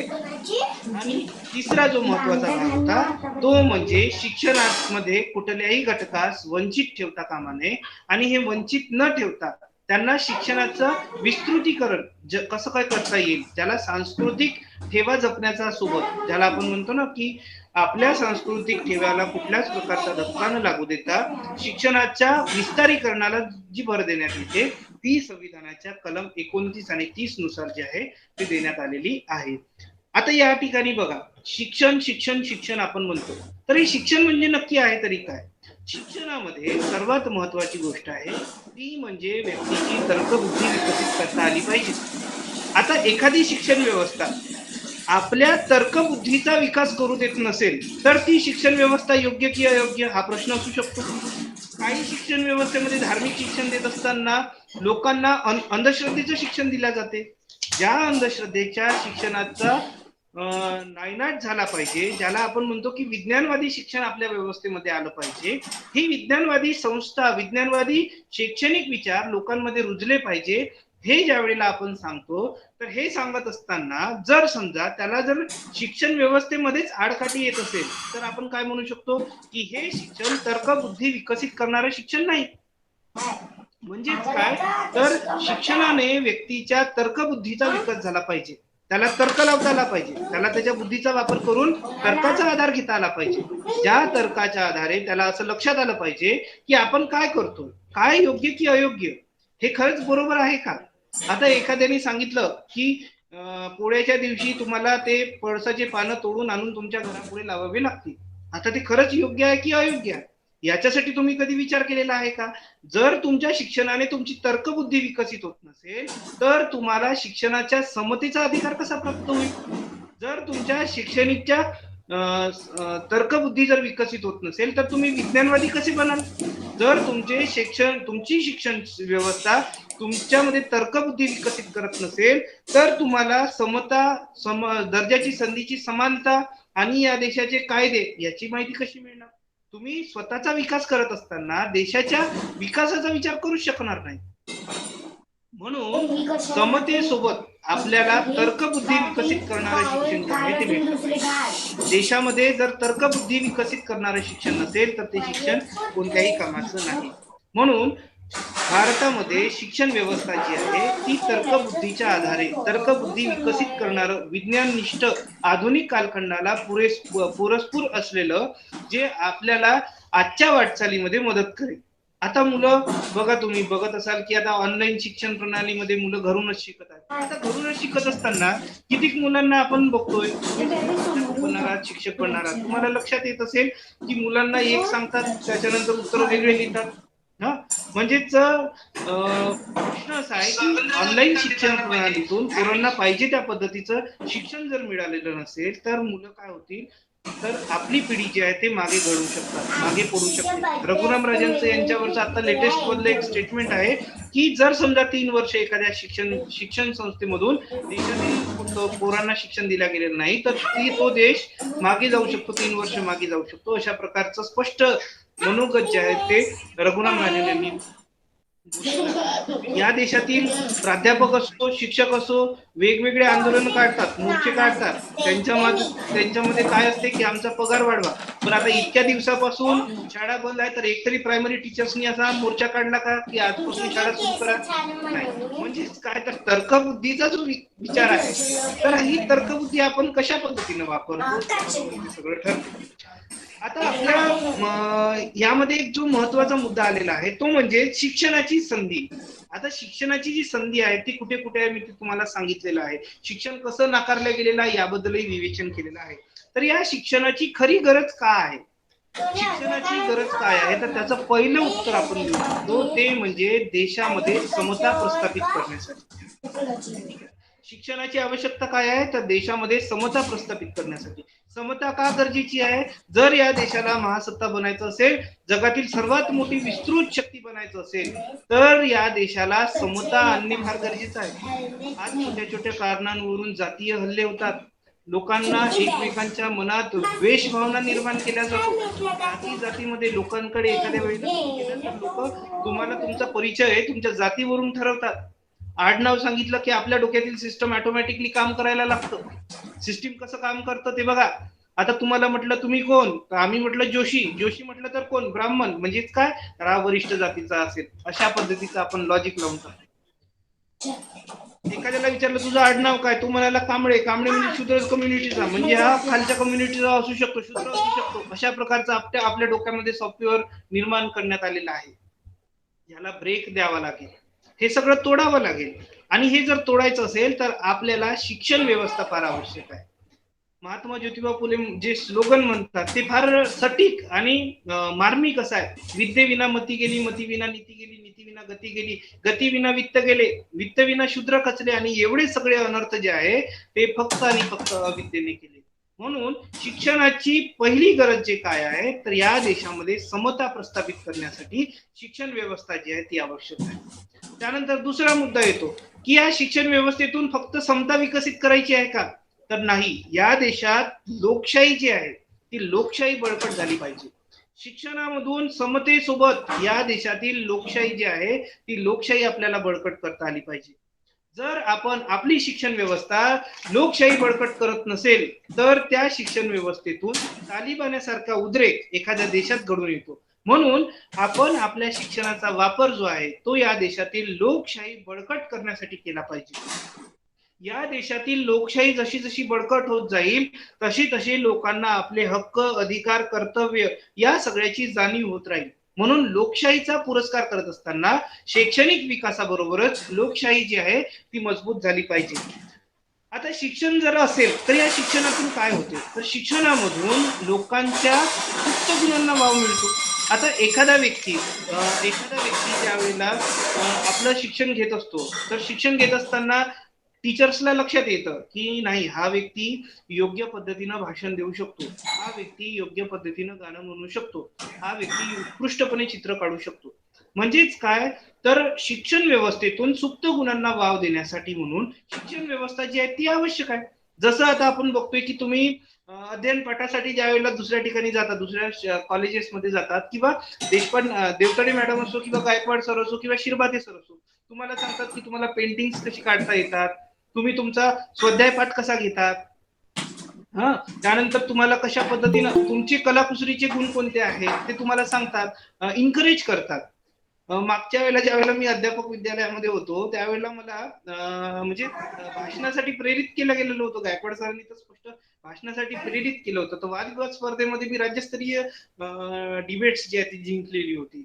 म्हणजेच काय तर शिक्षण व्यवस्थेतून कला गुणांना जे आहे ते वाव देता येते. सुप्त गुणांना वाव देण्याचं काम जे आहे ती शिक्षण व्यवस्था करते आणि ह्या शिक्षण व्यवस्थेतून व्यक्तीच्या सुप्त गुणांचा विकास होतो. आपल्या आंतरिक असणाऱ्या म्हणजे एखादा व्यक्ती छान कविता लिहू शकत असेल तर त्याची कविता ऐका, एखादा व्यक्ती सुंदर पेंटिंग काढत असेल तर त्याची पेंटिंग बघा. म्हणजेच काय तर शिक्षण व्यवस्थेतून सुप्त गुणांना विकास होतो आणि पर्यायी देशाच्या विकासामध्ये ज्याला आपण म्हणतो ते हातभार लावण्याचा प्रकार जो आहे तो घडतो. शिक्षण व्यवस्था ही मानवाला मानवतेकडे घेऊन जाणारं साधन आहे. हे वाक्य अंडरलाईन करा. शिक्षण व्यवस्था ही मानवाला मानवाकडून मानवाकडे घेऊन जाणारी व्यवस्था आहे, दुसरी कोणतीही व्यवस्था नाही. पशुत्व अवस्थेतून तुम्हाला माणूस पण प्राप्त करून देण्याची जर कोणती व्यवस्था असेल तर ती आणि फक्त आणि फक्त शिक्षण व्यवस्था आहे. शिक्षण व्यवस्थेमधून माणसाची क्रूरता, माणसाची पशुता, माणसाचे अशुद्ध विचार ते शुद्ध होतात आणि या विचारामधून व्यक्ती स्वतःच्या विकासाची नीव, व्यक्ती स्वतःच्या विकासाचा मार्ग तो ठरवू शकतो. म्हणून माणसाला माणसाकडून माणसत्वाकडे घेऊन जाणारी ही जी व्यवस्था आहे ती शिक्षण व्यवस्था आहे आणि या शिक्षण व्यवस्थेमधून आपण स्वतःचा विकास साधू शकतो. आपल्या देशामध्ये सामाजिक विषमता काय कमी आहे का? म्हणजे स्त्रियांना फक्त आणि फक्त शिक्षणापासूनच वंचित केलं गेलेलं आहे असं नाही. तुम्हाला माहित असेल की सती प्रथा ही किती क्रूर प्रथा होती, किती क्रूर होती की ज्यामध्ये स्त्रियांना एखाद्या पतीच्या मृत्यूनंतर त्या मृत्यूशय्येवर नेऊन ठेवावं, त्याला त्या ठिकाणी जिवंतपणे जाळावं आणि ते जाळल्याच्या नंतर त्यांच्यामध्ये तिचा आवाज ऐकायला येऊ नये म्हणून मोठमोठ्याने ढोल ताशे बडवण्याचा त्यावेळेला कार्यक्रम चालायचा आणि तिच्या किंचाळ्या न ऐकता येथील कुठल्याही धर्म मार्तंडांना किंवा कर्मकांड करणाऱ्यांना ते आवाज ऐकायला येत नाही. अशा पद्धतीनं स्त्री, भारताची स्त्री ही चितेवर जळत होती. राजाराम मोहन राय यांना ते सहन नाही झालं ना. आपण बघतोय ना, राजाराम मोहन राय यांनी जर सहन केलेलं असतं, त्यांच्या वहिनीला त्या ठिकाणी जाळलं, त्यांनी जर सहन केलेलं असतं तर कदाचित आजची स्त्री ती सुद्धा सती जात असती. म्हणजेच काय तर तुमची तर्कबुद्धी विकसित झाली ना. तर्कबुद्धी ही शिक्षणातून विकसित होते. माणसाला माणसाकडून माणसाच्या म्हणजे मानसत्व ज्याला आपण म्हणतो मनुष्यत्व प्राप्त करून देण्याचं जे काम आहे ती शिक्षण व्यवस्था करते. हीनतेकडून पशुतेकडून माणसाच्या सर्वांगीण विकासाचा जर कल कोणता असेल तर तो शिक्षण आहे. या देशातील दलित, शोषित, पीडित, वंचित लोकांना शिक्षणाचा अधिकार देण्यासाठी शिक्षणाचं सार्वत्रिकीकरण झालं पाहिजे. शिक्षणाचा अधिकार सर्वांचा आहे. या देशातील फक्त एक कम्युनिटी शिकली म्हणून देश महासत्ता बनेल का? किंवा या देशातील एक कम्युनिटी शिक्षणाचा अधिकार घेऊन जगत आहे तर त्यामुळे संपूर्ण देशाचा विकास होईल का? नाही. तर देशातील प्रत्येक घटकामधून सुप्त गुण जे आहेत ते सुप्त गुण लोकांना लक्षात आले पाहिजे. त्यांचे गुण जे आहेत ते क्रिएटिव्हिटी बाहेर आली पाहिजे, त्या ऍक्टिव्हिटीज बाहेर आल्या पाहिजे. यासाठी म्हणून समाजातील प्रत्येक तळागाळातील व्यक्तींना सुद्धा शिक्षणाचा अधिकार बसला पाहिजे. शिक्षणाच्या अधिकारापासून आपण कुणालाही वंचित ठेवू शकत नाही. म्हणून दलितांचे शिक्षण साध्य करण्यासाठी, अस्पृश्यांचे शिक्षण साध्य करण्यासाठी, बहुजन वर्गाचे शिक्षण साध्य करण्यासाठी, शूद्र कम्युनिटीचे शिक्षण साध्य करण्यासाठी, ब्राह्मणांचे, क्षत्रियांचे, वैश्यांचे शिक्षण साध्य करण्यासाठी, इव्हन स्त्रियांचे शिक्षण साध्य करण्यासाठी आपल्या देशामध्ये शिक्षणाचं सार्वत्रिकीकरण करणे अत्यंत गरजेचं आहे. शिक्षण व्यवस्था काय करते बघा, तुम्हाला शोषणापासून मुक्त होण्यासाठी मार्ग देते. शिक्षण व्यवस्थेमुळे शोषणापासून व्यक्ती दूर जातो ना. जर समजा एखादा व्यक्ती एखाद्या व्यक्तीवर चुकीच्या पद्धतीनं गुन्हे दाखल करत असेल तर तुम्ही न्यायालयात जाऊन भांडू शकता. जर तुम्हाला नॉलेज असेल तर तुम्ही आपले हक्क हिरावून घेऊ शकता, हिसकावून घेऊ शकता, त्याच्या विरोधात तुम्ही गुन्हे दाखल करू शकता. म्हणजेच काय तर शिक्षण व्यवस्था तुम्हाला तुमच्या शोषणापासून मुक्त करण्याचं काम करते. आणि जर तुम्हाला त्याच्याबद्दल शिक्षण नसेल तर तुम्ही त्या पिळवणुकीला बळी पडाल. आता ह्या पिळवणुकीला बळी पडते म्हणजेच काय झालं की तुम्ही तुमच्या शिक्षणाचा चुकीचा वापर केलेला आहे. असं काही नाही की प्रत्येक व्यक्ती थोडासा शिकला म्हणून त्याला समजूतदारपणा येते असं काही नाही. आता याचं एक चांगलं उदाहरण द्यायचं झालं ना तर बघा ना, एखादी वेल एज्युकेटेड स्त्री असेल तर तिच्या पतीनं दारू पिऊन येऊन तिला मारलं, डोळ्याजवळ असं जोराने बुक्का मारला आणि डोळा सुजला, तर दुसऱ्या दिवशी ती काय करेल, गॉगल्स लावून येईल आणि गॉगल्स लावल्यानंतर काय, जसं काय फॅशन सुरू आहे अशा पद्धतीचं भासवे. पण हीच एखादी झोपडपट्टीची स्त्री तिच्या नवऱ्याने केली, ती डायरेक्ट पोलिसाकडे जाईल, अहो पोलीस जी पावर आहे, मा नवरा मला रोज दारू पिऊन मारते. म्हणजेच काय, तर शिक्षणाने म्हणजे तुम्हाला समजूतदारपणा येईल असं नाही. म्हणजे त्या स्त्रीला जर समजा तिचा नवरा तिला मारत असेल तरी ती इट्स अ फॅशन म्हणून जर चष्मा लावून गॉगल लावून ती हिंसा जी आहे ती लपवत असेल, आणि झोपडपट्टीतील स्त्री जर समजा ती हिंसा पोलिसांना सांगून आपल्याकडे न्याय मिळवून देत असेल, तर यामध्ये समजूतदारपणा कुठे आहे? या शिकलेल्या वेल क्वालिफाईड मध्ये आहे की त्या स्त्रीमध्ये? हे आपल्याला बघावं लागेल. म्हणजेच काय, तर शिक्षणाने आता त्या स्त्रियेला माहित आहे, झोपडपट्टीत असणाऱ्या स्त्रियांना माहित झालेलं आहे की आपल्यावर जर कोणी अन्याय केला तर आपण पोलिसाकडे गेलं तर आपल्याला न्याय मिळतो. शिकलेल्या लोकांनाही माहित आहे, पण आपल्या वेल स्टेटस अँड क्वालिफाईड सोसायटीमध्ये आपण राहतो, so called society just like that, त्याची त्यांना अभिमान आहे, आनंद वाटतो की आपण तो गुन्हा लपवला. पण त्याचा दुष्परिणाम किती भयंकर आहे. अशा प्रकारचे जर गुन्हे लपत राहिले तर त्याचा दुष्परिणाम किती भयंकर आहे. स्त्रियांच्या शोषणाचा हा मुक्तीनामा होऊ शकत नाही, तर उलट स्त्रियांच्या अंधानुकरणाचा म्हणजे स्त्रियांना बळी जाण्याचा जो हा मार्ग आहे तो मार्ग होऊ शकतो. म्हणजेच काय, तर आपण अशा प्रकारच्या कुठल्याही गुन्ह्यांना हातपाणी देता कामा नये. म्हणून शिक्षणामधून आपल्याला जे आपण म्हणतो की शिक्षण व्यवस्थेमधून आपण आपलं शोषण जे आहे ते दूर करू शकतो. हे शिक्षणाचा खरा एक ज्याला आपण म्हणतो शिक्षणाचा फायदा, शिक्षणाची जी गरज आहे ती आवश्यक आहे. खरं म्हणजे शिक्षणाची आणखी एक महत्वाची जी गरज आहे ती म्हणजे या देशाची निर्मिती करणे. आपल्याला पाहिजे देश तसा घडविणे, लोकांमध्ये कौशल्य विकास करणे, त्यानंतर त्यांच्या दृष्टी घडवणे, त्यांच्यामध्ये अभिव्यक्ती देणे, त्यानंतर त्यांच्यामध्ये आपण वेगवेगळ्या कलागुणांना वाव देणे, या सर्व गोष्टीमधून विज्ञानवादाचा पुरस्कार करणे, यासाठी आपल्याला शिक्षणाची गरज आहे. शिक्षणातून आपण आपल्या अभिव्यक्तीचा विचार करू शकतो. शिक्षण व्यवस्था आहे म्हणून आपण ठामपणे कार्यक्रम घेतो ना, शिक्षण व्यवस्था आहे म्हणून आपण ठामपणे आपल्या कौशल्य विकासाचा विचार करतो. नाही, मला बिझनेस प्लॅन करायचा आहे, मी या ठिकाणी या प्रकारचा बिझनेस टाकू शकतो, मला ह्या गोष्टी चांगल्याने जमतात, मी आपल्या राष्ट्र निर्मितीसाठी हा प्रयत्न करू शकतो. म्हणजेच काय, तर देशामध्ये ज्याला आपण म्हणतो की राष्ट्राच्या निर्मितीसाठी जे आवश्यक घटक आहे ते सर्व घटक आपल्याला शिक्षण व्यवस्थेतून मिळते. शिक्षण आहे म्हणून आपण आपले विचार जे आहेत ते योग्य पद्धतीने मांडू शकतो, चुकीचे विचार असेल ते खोडून टाकू शकतो. शिक्षण आहे म्हणून तुम्ही अभिव्यक्त होतात, शिक्षण आहे म्हणून तुम्ही तुमच्या कलागुणांना विकसित करता, शिक्षण आहे म्हणून तुम्ही तुमच्यावरील अन्यायाला दूर करता. म्हणजेच काय, तर देशाच्या प्रगतीमध्ये टेक्नॉलॉजी, आजचा काळ जो आहे तो आपण म्हणतो की टेक्नॉलॉजीचा काळ आहे, तर ही टेक्नॉलॉजी आज ऍक्सेप्ट आहे. गावागावात तुम्ही जाऊन पहा, आजकाल अँड्रॉइडचे मोबाईल प्रत्येकाकडे आहे, त्यांना काही नाही तर युट्यूब, व्हॉट्सअप, फेसबुक तरी पाहता येते. म्हणजेच काय, तर ज्या व्यक्तींना कुठल्याही प्रकारचा अभ्यास नव्हता पण आज त्यांना त्याचं नॉलेज आलं.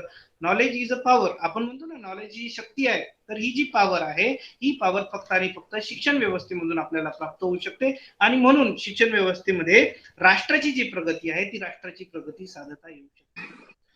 या शिक्षणाचा मुख्य हेतू जर कोणता असेल असं जर मला विचारलं तर मी या ठिकाणी 2 मुद्द्यावर महत्व देईल. ती म्हणजे दर्जाची आणि संधीची समानता प्राप्त करून देणारं शिक्षण. ज्या शिक्षण व्यवस्थेमध्ये दर्जाची आणि संधीची समानता प्राप्त करून देण्याची ताकद असेल तर ते खरं शिक्षण. पण जे शिक्षण या देशातील दर्जाची आणि संधीची समानता नाकारत असेल तर ते शिक्षण नाही, तर या देशाला लागलेली वाळवी आहे असं मी म्हणेन. म्हणजेच काय, तर शिक्षण व्यवस्थेमधून आपल्याला दर्जाची आणि संधीची समानता प्राप्त झाली पाहिजे. ज्या शिक्षण व्यवस्थेमधून दर्जा आणि संधी, प्रत्येक व्यक्तीला समान दर्जा आहे, प्रत्येक व्यक्तीची डिग्निटी जी आहे ती आपण जपली पाहिजे, प्रत्येक व्यक्तीचा दर्जा जो आहे तो जपला पाहिजे. महात्मा ज्योतिबा फुले, डॉक्टर बाबासाहेब आंबेडकर काय म्हणतात की आपल्याला शिक्षण हे डॉक्टर बाबासाहेब आंबेडकरांचं मत आहे, शिक्षण हे वाघिणीचं दूध आहे, जो कोणी प्राशन करेल तो गुरगुरल्याशिवाय राहणार नाही. तर असं वाघिणीचं दूध जे आहे ते प्राप्त करून देण्याचं काम ही शिक्षण व्यवस्था करते. पण आजच्या काळात वाघिणीच्या दुधापेक्षा आपल्याला बकरीचं दूध जास्त पाजण्यात येते शिक्षणामध्ये. म्हणून आपले पोरं जे आहेत ते पाहिजे त्या पद्धतीनं घडत नाही, आणि न घडल्यामुळे ह्या ज्या बकरीच्या दुधामुळे असे दुष्परिणाम जे आहेत ते आपल्याला पाहायला मिळते. आणि दर्जाची आणि संधीची समानता नाकारणारा समाज, ज्या समाजामध्ये आज आपण कुठे चाललोय, हा काळ कोणता आहे, ज्या काळामध्ये विज्ञानवाद आहे, या विज्ञानवादाच्या कालखंडामध्ये तुम्ही अंधश्रद्धा जोपासता. म्हणजे ज्या शिक्षणातून व्यक्तीच्या आंतरिक कलागुणांचा विकास व्हायला पाहिजे ते होत नाही, आणि त्याच्यामुळे तुम्हाला दर्जाची आणि संधीची समानता प्राप्त होते. दर्जाची संधीची समानता जी आहे ती शिक्षण व्यवस्थेतून प्राप्त होते, शिक्षणाच्या दर्जातून प्राप्त होते.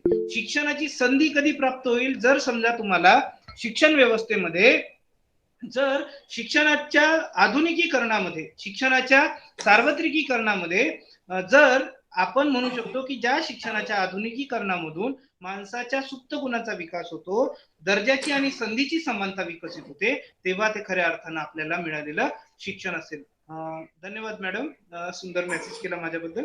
हा, तर त्यानंतर शैक्षणिक संधीची समानता ही जी, हा जो मुद्दा आहे, शैक्षणिक संधीच्या समानतेचे जे प्रयत्न आहे ते आपल्या देशात कुठे कुठे झालेले आहेत. तर आजच्या कालखंडामध्ये शिक्षणाच्या समानतेसाठी बरेच प्रयत्न झालेले आहेत, नाही असं नाही, पण अजूनही ते प्रयत्न जे आहेत ते अपुरे आहेत. या देशातील शिक्षण व्यवस्थेचा जो अधिकार आहे तो सर्वांना असला पाहिजे. तर ह्या सर्वांमध्ये सर्व समाज घटक आलेत त्या ठिकाणी. स्त्री पुरुष समानतेबरोबरच सगळ्या, म्हणजे अस्पृश्य, SC ST OBC DTNT minority, या सगळ्या घटकांचा त्या ठिकाणी समावेश आला. तर ह्या सगळ्या घटकांचा समावेश होत असताना तर ह्या शिक्षण व्यवस्थेचा विकास करण्यासाठी देशात कुठल्या पद्धतीचे प्रयत्न करण्यात आले, तर यामध्ये आपण सांगू शकतो की अनुसूचित जाती जमातींना आणि शूद्र कम्युनिटीला, म्हणजे आपण इतर मागासवर्गीय ज्यांना म्हणतो, तर अनुसूचित जाती जमाती आणि इतर मागासवर्गीय या सर्व समाज घटकांना शिक्षणाच्या अधिकारासोबत शिष्यवृत्ती देणे, वसतिगृहे देणे, त्याचबरोबर मोफत शालेय पाठ्यपुस्तके देणे, या सगळ्या ज्या बाबी आहेत त्या आज आपल्याला पाहायला मिळतात. म्हणजेच काय, तर अनुसूचित जाती जमाती, इतर मागासवर्गीय घटक, त्याचबरोबर सवर्ण घटक, या सर्वांच्या शिक्षणाच्या सार्वत्रिकीकरणाकरिता शिक्षणासाठी समाजात मोठ्या प्रमाणात प्रयत्न करण्यात येत आहे. पण हे प्रयत्न पाहिजे त्या प्रमाणात होत नाही. शिक्षणाचं सार्वत्रिकीकरण होत आहे, पण शिक्षणाच्या सार्वत्रिकीकरणासोबत क्वालिटेटिव्ह, ज्याला आपण म्हणतो क्वालिटेटिव्ह एज्युकेशन, त्या क्वालिटेटिव्ह एज्युकेशनची जी गुणवत्ता आहे ती ढासळत आहे, आणि हीच गुणवत्ता वाढवण्यासाठी आपलं कॉलेज जे आहे ते वारंवार प्रयत्न करते. मी आपल्या कॉलेजचा फार ऋणी आहे की ज्या कॉलेजच्या अध्ययनामधून मी सांगू शकतो की आपल्या कॉलेजमध्ये मी बिंदोक आहे की आपल्या कॉलेजमध्ये नक्कीच, ज्याला आपण म्हणतो क्वालिटेटिव्ह एज्युकेशन जे आहे ते प्राध्यापकांनी कसं दिलं पाहिजे, शिक्षकांनी कसं दिलं पाहिजे, यावर आपलं कॉलेज जे आहे ते नेहमी प्रयत्न करते. आणि हे मला चांगल्यानं माहिती आहे, कारण की मी या ठिकाणी शिकलेलो आहे, आणि याच शिक्षणाच्या आधारे आज मी लोकांना ह्या गोष्टी सांगू शकतो. ठीक आहे. त्यानंतर अल्पसंख्याकांची जी आहे शिक्षण व्यवस्था, ती अल्पसंख्याक समाजामध्ये सुद्धा शिक्षण व्यवस्थेचा पुरस्कार झाला पाहिजे. या देशामध्ये हिंदू, मुस्लिम, शीख, ईसाई आम्ही सगळे भाई भाई हे फक्त कायद्याचं तत्व न राहता ते सार्वत्रिकीकरणात आलं पाहिजे. म्हणजे प्रत्येक व्यक्तीला, जे जे या देशामध्ये अल्पसंख्याक आहे त्यांना असं वाटतं कामा नये की आम्ही या देशातील नाही. आज आपल्याकडे ही प्रथा वेगळीच आहे. हिंदू मुस्लिमच्या दंग्यांमध्ये लोकांना डायरेक्टलीच एखाद्याला टोचून बोलून देणे, या पद्धतीची कृती केल्या जाते की ज्या आधारे ह्या ज्या भावना आहेत त्या आणखी बळकट होतात. जुन्या कालखंडामध्ये कर्मवीर भाऊराव पाटील होते, संत गाडगे महाराज होते, तुकडोजी महाराज होते, यांनी शिक्षणाचे सार्वत्रिकीकरण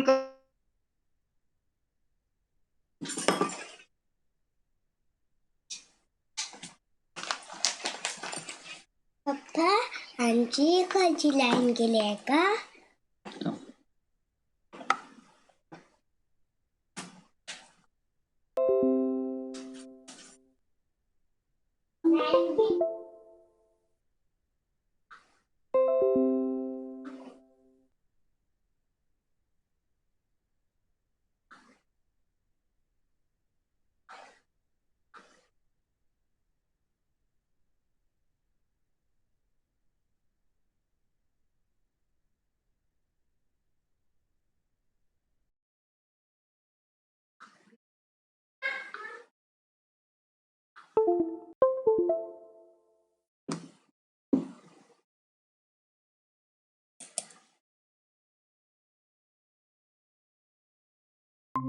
म्हणजे जी मुलगी 22 वर्षाची असेल तर तिला 7-8 मुलं जन्माला आलेले होते. म्हणजेच याचा अर्थ काय की त्या ठिकाणी बालविवाह पद्धती आजही आहे आणि मुलं जे आहेत ते म्हणजेच भरपूर जन्माला येतात आणि त्यामुळे प्रॉब्लेम्स जे आहेत ते क्रिएट होतात आणि ह्या मुलांचा प्रॉब्लेम कशामुळे तर मुलं हा वंशाचा दिवा आहे आणि मुली ज्या आहेत तर आपला वंश वाढवत नाही म्हणून त्याच्यावर जोपर्यंत मुलगा होत नाही तोपर्यंत मुलींना जन्म देणे अशा प्रकारच्या खोडचट संकल्पना ज्या आहेत त्या आजही भारतामध्ये पाहायला मिळते आणि स्त्रियांच्या सार्वत्रिकीकरणावर विचार केला जात नाही, स्त्रियांच्या शिक्षणावर विचार केला जात नाही.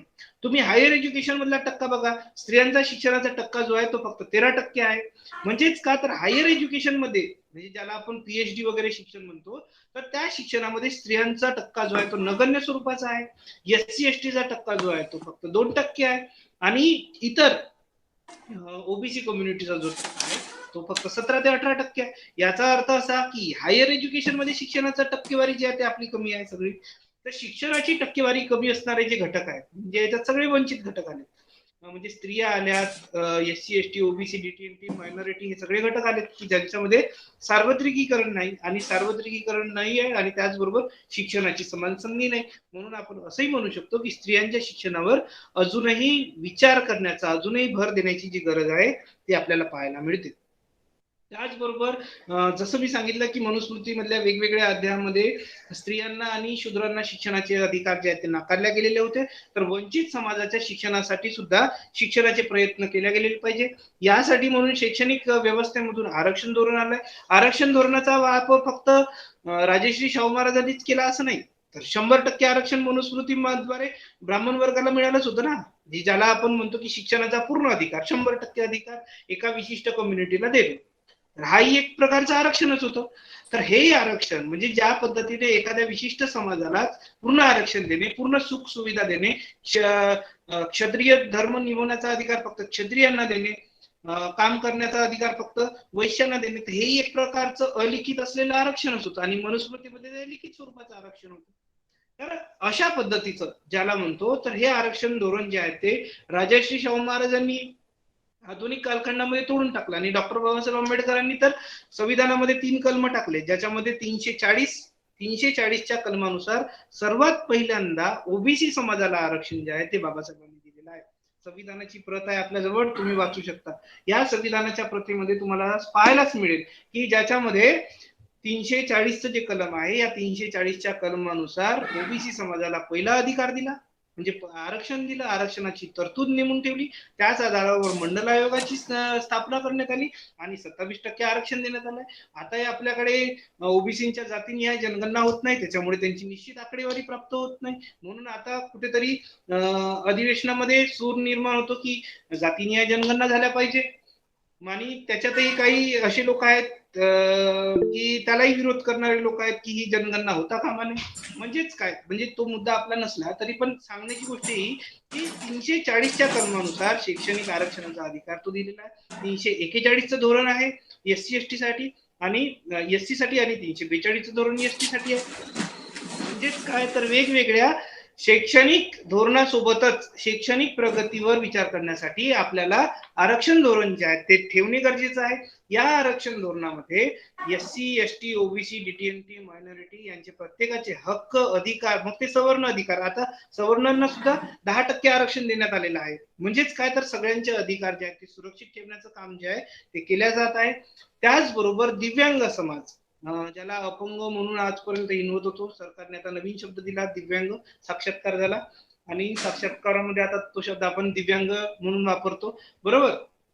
तर असं एक विशिष्ट अंग आहे त्यांना जे दिव्य आहे, जे इतरांकडे नाही, तर ते दिव्यांग जे आहेत ते दिव्यांग लोकांसाठी सुद्धा काम जे आहे ते शिक्षण व्यवस्था पोरं आहेत, खरंच खूप चांगले असतात. म्हणजे जसं आता सरांनी मगाशी केबीसीचा उल्लेख करत असताना जो 7 करोडचा प्रश्न विचारला गेलेला होता, ती महिला दोन्ही डोळ्यांनी आंधळी होती. आता आंधळ्या मुलीने जर 1 करोड रुपये जिंकून नेले तर याचा अर्थ काय, जर समजा शैक्षणिक अधिकार त्यांना तो नसता, दिव्यांग समाजाला शिक्षणाचा अधिकार नसता, तर ती मुलगी आज 7 करोड रुपये, तीही महिला घेऊन गेली असती का, 1 करोड रुपये जिंकून गेली असती का? नाही. म्हणजेच काय तर शिक्षणाच्या सार्वत्रिकीकरणामध्ये या देशातील मूकबधीर लोक असो, अपंग असो, आंधळे लोक असो, या सगळ्यांच्या शिक्षणाची व्यवस्था सुद्धा केल्या गेली पाहिजे. सरकारने यासाठी सुद्धा प्रयत्न केले पाहिजे आणि आजच्या काळात जे प्रयत्न होत आहेत ते अत्यंत अल्प आहेत, आपल्याला ते पाहायला मिळते. शिक्षणाचं सर्वसमावेशक शिक्षण जे आहे ते झालं पाहिजे. सर्वसमावेशक शिक्षणामध्ये कोणती गोष्ट येते की कुठल्याही प्रकारचा भेदभाव न करता, भेदभाव विरहित ज्याला आपण म्हणतो, की कुठल्याही प्रकारचा भेदभाव न ठेवता अशी व्यवस्था निर्माण करणे की ज्या व्यवस्थेमधून व्यक्तीच्या प्रगतीचे द्वार जे आहेत ते खुले होतील. सर्वसमावेशकता असली पाहिजे आपल्या शिक्षण व्यवस्थेमध्ये. जसं आपण अध्यात्मालाही महत्व देतो, नाही असं नाही. मराठी मधली कविता तुम्ही अभ्यासत असताना सुरुवातीची एक कविता संत ज्ञानेश्वर महाराजांची असते, तर एक कविता केशवसुतांची असते की ज्याच्यामध्ये ते स्पष्ट सांगतात की एक तुतारी द्या मद आणून पुंकिनी निजी स्वप्राणाने भेदून टाकीने सगळी गगने दीर्घतीच्या कंटाळीने. म्हणजेच काय तर शिक्षण व्यवस्थेमध्ये आपण तो प्रयत्न करतोय ना, नाही असं नाही, पण हा प्रयत्न सर्वसमावेशक नाही आहे. याच्यामध्ये लिमिटेशन्स आहेत. धार्मिक शिक्षण देत असताना किंवा आध्यात्मिक शिक्षण देत असताना त्यामध्ये कुठल्याही प्रकारची अंधश्रद्धात्मक शिक्षण येता कामा नये आणि त्या शिक्षणातून वैज्ञानिक दृष्टिकोन जोपासला गेला पाहिजे. जसं आपल्याकडे जे 10 दृष्टिकोन आहेत, तुम्ही बघत असाल, शिरभाते सरांनी मस्तपैकी फळ्यावर त्यावेळेस एक बोर्ड बनवलेला होता की ज्याच्यामध्ये आपली शिक्षण व्यवस्था कशी असावी. तो आहे की नाही आता डिपार्टमेंटला माहित नाही, कॉलेजला मी आता बऱ्याच दिवसापासून आलेलो नाही. तर तो एक बोर्ड असायचा, तर त्यामध्ये ज्याला आपण म्हणतो की संविधानिक मूल्य कोणकोणती जोपासल्या गेली पाहिजे, त्याचा जो बोर्ड आहे तो बोर्ड त्याच्यात आपण लिहितो ना की विज्ञानवादी शिक्षण व्यवस्था जी आहे ती असली पाहिजे. तर यासाठी सुद्धा प्रयत्न केला गेले पाहिजे. त्याचबरोबर भारतामध्ये असेही बरेच घटक आहेत की ज्या ठिकाणी अजूनही शिक्षण पोहोचलेलं नाही. तुम्ही मेळघाट सारखा भाग बघा, या ठिकाणी चिखलदऱ्याचा अतिरम्य प्रदेश पाहतो, पण त्याचबरोबर त्याच ठिकाणी असलेली कुपोषितपणा पहा. कुपोषणावर बरेचसे प्रॉब्लेम्स आहेत. आज भंडारा, गोंदिया याही भागामध्ये शिक्षणाचं सार्वत्रिकीकरण नाही. मध्य प्रदेशमध्ये असेच प्रॉब्लेम आहे, छत्तीसगडमध्ये तसेच प्रॉब्लेम आहे. तर अत्यंत दुर्गम भागामध्ये शिक्षणाचं सार्वत्रिकीकरण झालं गेलेलं नाही. आताच एक मला वाटते गडचिरोली जिल्ह्यातील एक आदर्श शिक्षक पुरस्कार जे आहे ते त्यांना प्राप्त झालेला आहे. त्यांचं नाव बहुतेक आता मला आठवत नाहीये, त्या दिवशीचीच घटना आहे. तर एक आदर्श शिक्षक पुरस्कार देत असताना त्यांनी तेथली भाषा म्हणजे त्या ग्रामीण लोकांची भाषा आणि स्वतःची भाषा आणि आधुनिक भाषेसोबत त्यांची ज्याला आपण म्हणतो ताळमेळ जमवण्याचं काम जे आहे ते त्यांनी केलेलं आहे. तर त्याच्यासाठी त्यांना आदर्श शिक्षकाचा पुरस्कार जो आहे तो गडचिरोली जिल्ह्यातील याच सत्रामध्ये देण्यात आलेला आहे. म्हणजेच काय तर दुर्गम भागामध्ये सुद्धा शिक्षण व्यवस्था जी आहे आणि ही शिक्षण व्यवस्था कुठल्याही प्रकारचा भेदभाव न करता भेदभाव रहित बुद्धी विकसित करणारं शिक्षण जे आहे ते दिल्या गेलं पाहिजे. आणि ह्या शिक्षणासाठी बऱ्याच लोकांनी प्रयत्न केलेले आहेत. जसं मी नाव घेतलेलं आहे की कर्मवीर भाऊराव पाटील आहेत, राष्ट्रसंत तुकडोजी महाराज आहेत, संत गाडगे बाबा. अरे काय म्हणतात, घरातील तुमचं ताटवाटी विका पण पुस्तक असलंच पाहिजे. ज्याच्या घरी नसेल पुस्तकाचं कपाट त्याचं आयुष्य एकदम सपाट. अशा पद्धतीनं संत गाडगे महाराज आपला उल्लेख करतात. म्हणजे घरचे ताट भांडे विका पण आपल्या लेकरायला शिकवा. कर्मवीर भाऊराव पाटील यांनी वसतिगृह काढले. त्यांच्या मिसेस, तुम्ही त्या कथा वाचल्या असतील ना, बऱ्याच लोकांना त्याबद्दल माहिती आहे की हातातल्या बांगड्या विकून वसतिगृहातील पोरांना शिक्षण दिलं, वसतिगृहातील पोरांना भोजन दिलं आणि शिक्षण व्यवस्थेचा तसा प्रचार केला. आणि आजच्या काळात शिक्षण व्यवस्थेचा प्रचार फक्त पैशासाठीच होतो. शिक्षण संस्था पण निघतात, पण काही संस्था आहेत की ज्या आजही भ्रष्टाचार करतात. मोठ्या प्रमाणात शिक्षण व्यवस्थेमध्ये तुम्हाला नोकरीवर लावून देतो, हे करतो ते करतो आणि त्याच्याकडनं मोठ्या प्रमाणात पैसे उकळतात आणि पैसे उकळून काय करतात की शिक्षणाच्या नावाने 12 गाड्या बोंब मास्तर नेमून देते आणि 12 गाड्या बोंब मास्तर नेमला की मग तो पूर्ण शिक्षणाचा वाट लावून टाकतो. तर अशा पद्धतीची शिक्षण व्यवस्था जी आहे ती आपल्या देशातही आजही पाहायला मिळते. आपली संस्था त्याच्यापेक्षा चांगली आहे, याचा एक आनंद आहे. तर म्हणून मला असं वाटते की ह्या शिक्षणाचं सार्वत्रिकीकरण जे आहे ते झालं पाहिजे आणि हे शिक्षण भेदभाव विरहित म्हणजे ज्यामध्ये कुठल्याच प्रकारचा भेदभाव असता कामा नये आणि एक आदर्श शिक्षण कसं होईल, प्राथमिक शिक्षणापासून तर हायर एज्युकेशन पर्यंत शिक्षणाची दर्जा आणि संधी सर्वांना सारखी मिळेल. जशी आपल्याला पोटाची भूक आहे तशी ज्ञानाची भूक ही सुद्धा महत्वाची आहे आणि ही ज्ञानाची भूक डोकं नाकासारखं असलं पाहिजे. नाक म्हणजे डिग्निटीच्या आधारावर तुमचं डोकं जे आहे ते सुपीक झालं पाहिजे. पोटातील भुकीपेक्षा आपल्या डिग्निटीच्या आधारावर मिळवलेलं ज्ञान जे आहे ते अत्यंत आवश्यक आहे.